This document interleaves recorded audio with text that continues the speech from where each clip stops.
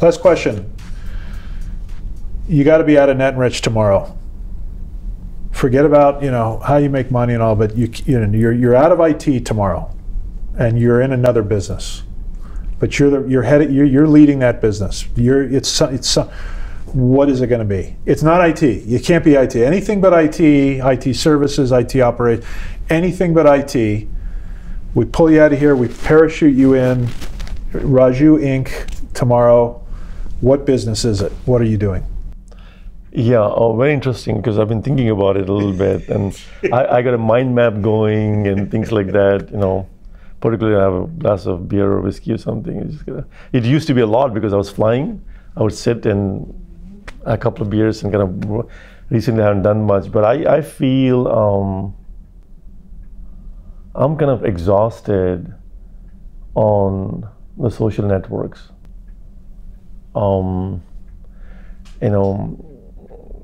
Humankind is very beautiful, very loving, very caring, very dependable. In some sense, countries, borders, religion, languages kept us separate, and we're kind of coming together as one world.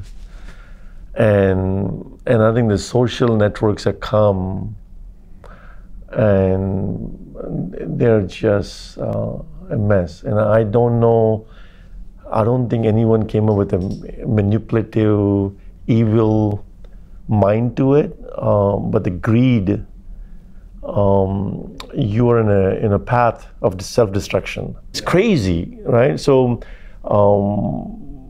the social network manipulating wantingly for the sake of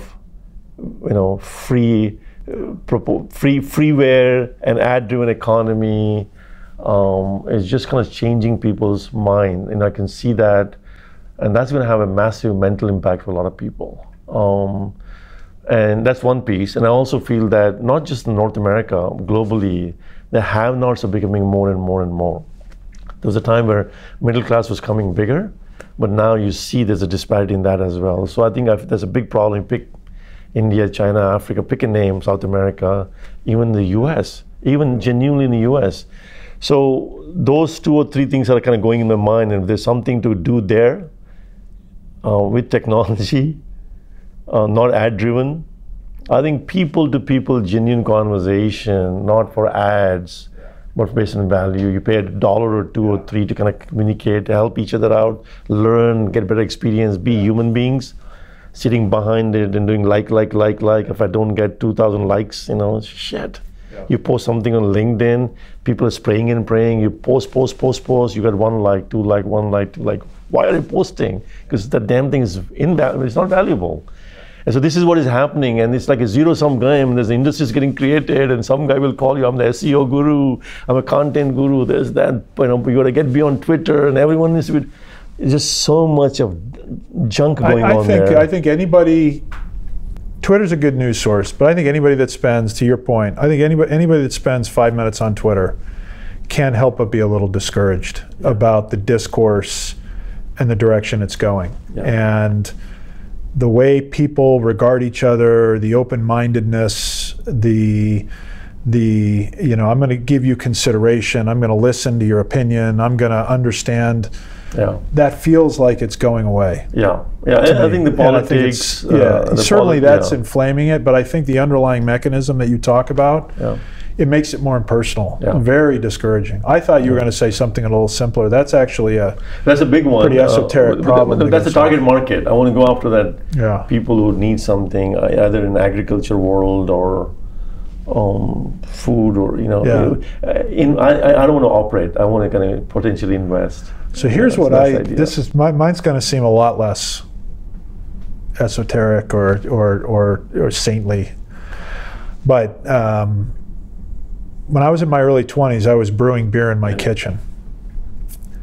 And I've read these books like the Lagunitas story and the Dogfish Head story and the Sam Adams story and the Stone Brewing story and all these guys that started these really successful craft brewery companies. Yeah.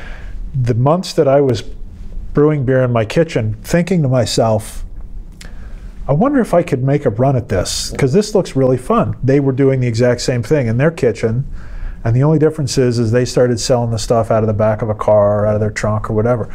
And they grew these big, successful breweries. And I think people say, well, why beer? You know, beer. First of all, I like beer. But second of all, I would love to work at tasting room where people come in and it's happy, and you can talk to people and you can give them a beer and they can taste your beer, and they're happy and they're talking and they're curious and they're interested and they're not on their phone, and you can have conversations with people while you're selling and growing a brewery, right? It just feels like that would be a happy way to interact with and meet a lot of different people from all over, but that kind of concept. But yeah, I like the. I think the social network problem is big. I don't think it can be understated. Your beer idea is good because I think you come from land of fresh water, Colorado, a mile high. So at least you got the number one ingredient pretty clean. Number two, the beer you can't drink out of a social network. That's you got to get to a bar. You got to get to face to face. They can't do a crap shit on this. It's always be there and it feels good. But if you do it, let me know. I'll invest. All right. So let's go do it. Well, thanks for your time today. Good. Thanks.